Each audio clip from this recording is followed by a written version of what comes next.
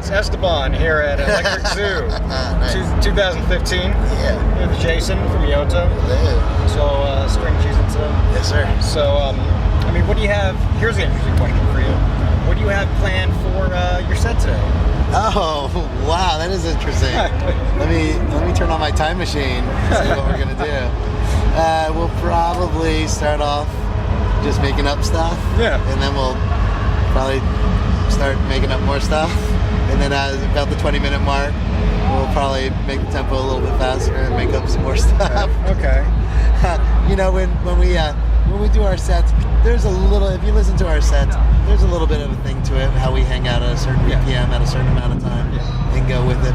But really, like, you know, we'll watch at a festival, we'll watch the crowd who's in there, you know, before our set and whatever they're vibing with, and we really feel it out. This definitely felt like we had to, like, get their attention. So we kind of, so we'll probably come out guns blazing. It's a little weird talking about the future and the past. But I can do it. I can. Yeah. You know, you hear a lot of DJs, a lot of performers talking about how they kind of vibe off the crowd and they feel the crowd, and that's how they, you know, choose what song to play next. But you know, especially with EOTO and what you guys do, every set is unique. Yeah. And I think that's something really. How do you vibe off the crowd like that when your set's kind of progress into, you know, one long song and every set you do is pretty much an album itself. Yeah, you know, it really is like, let's say if we start off almost too aggressive and it felt like it was a little too high impact. You know, we both feel it because at some point we'll do some breakdown and you can just hear the crowd's reaction and be like, oh wow, they really like that. Let's hang out in this little more mellow zone. Or we've been going hard for a while. Let's just you know, guide it ourselves a little bit and just take them on a journey. Because especially at a festival out here, the kids can go like the whole night going rah rah rah, you know, they can do all of it. But then if we take the reins for a while and be like, oh well, let's bring you to this little island over here, and then you just see how they react, and if you get the sense right away whether they want to follow it or not.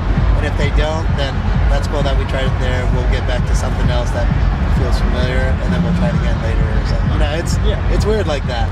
But we're almost 1,000 shows in, so it feels like really comfortable to, you know, read it and guide it. And sometimes we fall on our face still, but you know, that's all part of it. That's all what makes it fun, really. So when you're performing, I mean, do you have your eyes on what you're doing, or do you glance at the crowd, or where is your attention? I think it's mostly, at least for mine. Travis might have a different experience, but I feel like I'm listening to somebody else play, you know.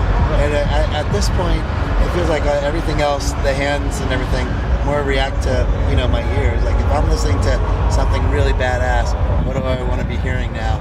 And then hopefully, you know, I've practiced enough, or I know my tools enough that I have access to, that I can make that happen, and or come close to it. So it's like the ears first for the listening and vibing, and then sometimes you just don't have a choice with the lights. Sometimes the lights are right in your face. Like today was great because the lights aren't as big a factor, and I can really look into the crowd, and that's fun because I can always zero in on people really getting down. And even if I see some people not getting down, I might keep like looking over in that zone and be like, wait till they're getting down and be like, you gotcha, you know. And that's some of the fun. That's my entertainment while I'm going through it. Yeah. Absolutely. So tell me about the gear you use during that production. Oh wow. Let's see, in Travis's zone, he has a bunch of synths set up, like hardware synths. He's got I think an MS-2000 rack. He uses a Roland Gaia keyboard. Wow, I don't know, you know, sometimes he changes the setup, so I don't know all off the top of my head. He uses some Chaos Pro oscillators. I think he has 2 of them in his setup. And then in my world, I'm playing acoustic drums, no triggers on them, and I have 4 iPads. And those iPads are all linked to my computer, and they're also linked to Travis's computer. So I can do like live remixing type stuff, live stutters, and live effects on my voice. And then I have one pad that I dedicate for, it's like my cheater pad. So if I do like a lyric or something like that, I know like a ton of songs, but I don't know the words to any of the songs. But so it's my little cheater thing. So if I hear a song in my head, and I'm like, God, that would be great to do that now. If I remember it after the show, I'll look up the lyrics and put it around again, I can, just do it. Just to have fun to do stuff on the fly like that. And then treat it like another, like dropping an acapella into a remix, except it's me singing it live. So how does that translate to recording in the studio? Oh, wow. Well, it's, it's been a little while since we recorded in the studio. Mostly because of that. We record our shows every night. Yeah. We're pretty happy with our process and stuff. And we're really proud of our albums that we did in the studio. But, it doesn't feel as challenging to take time from the schedule to go set up and do the same thing that we normally do live. Yeah. So much, a studio album, such as, Street Jesus or EOTO, you can't really, it's completely different than a live performance. Absolutely. So in that respect, why go to the studio and record things when you could just be putting out these live recordings? Absolutely, There's a better way for the audience to listen to engage in the vibe of the energy. Yeah, and if it was something like where we're trying to really develop songs, the funny part about some of those recordings is that people will request us to do songs for them, and then we got to be like, well, that's not what we do, really. It's like, really, but that's a cool song. Like, well, we never practice it, so we're not going to be able to play it. And so it's a weird thing, but I think ultimately it just doesn't feel as like the next thing or the next challenge to do. What would be more challenging is, say, if we recorded all of our stems and just put them out there to let other people mess with the stems and make their own thing with it.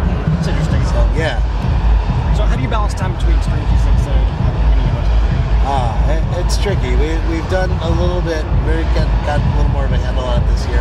Before we would do wait for the string cheese schedule to come into place, and then we would book almost everything EOTO around that. That was nuts because then you'd go for like 7 months of not having a weekend off or something. That would be insane. And so now we backed it off to where we're out almost every weekend, but we'll have like say Sunday through Wednesday off.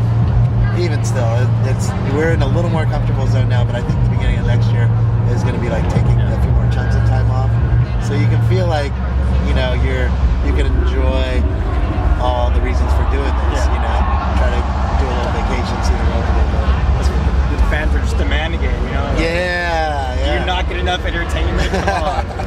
And it's a little tricky thing too, because when you're used to doing it, you're used to covering your cities, taking care of your fans, and doing that. So you just hope if you do take a little break, that it's all around for you to come back. And that's a weird thing with music. Like how fast music cycles in and out. Oh, yeah. Even DJs come and go. There's very few DJs that are like at these high positions for like a long, a lot of years. Yeah.